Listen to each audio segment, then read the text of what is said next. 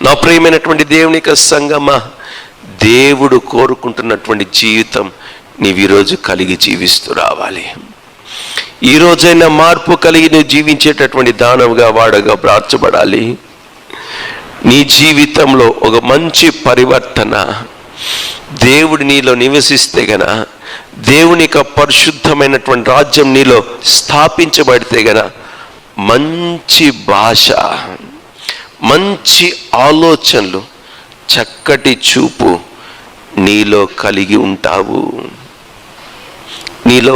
ఉంటావు. చెడ్డ ఆలోచన నీలో ఏమాత్రం ఉండదు. ఎందుకు అంటే గన దేవుని యొక్క నీతి నీలో ఉంది గనుక.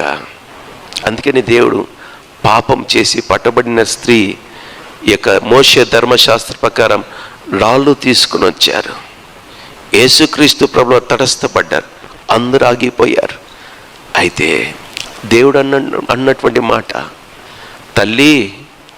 తల్లిని చూస్తున్నాడు. అక్కడ ఆమె చేసినటువంటి పాపాన్ని చూడలేదు దేవుడు, ఆమె వృత్తిని దేవుడు చూడలేదు.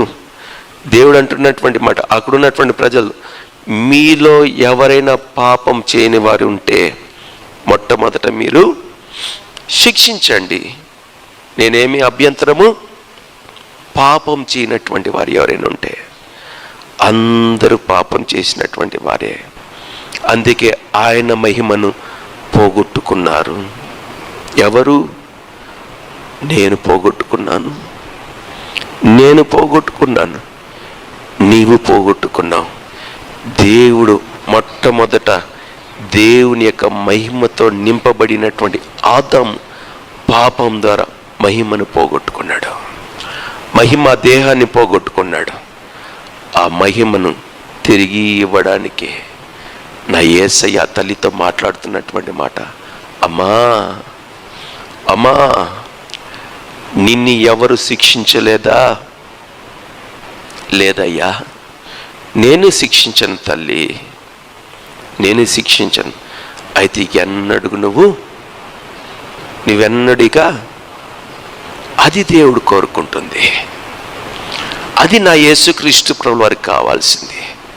ఒకసారి పశ్చాత్తాపం పొంది శిక్ష నుండి తప్పించబడిన తర్వాత ఇకెన్నడుగు నీవు ఏం చేయాలి? పాపం చేయకుండా ఉండటానికి దేవుడు ఆశపడుతూ ఉన్నాడు. హల్లెలూయా.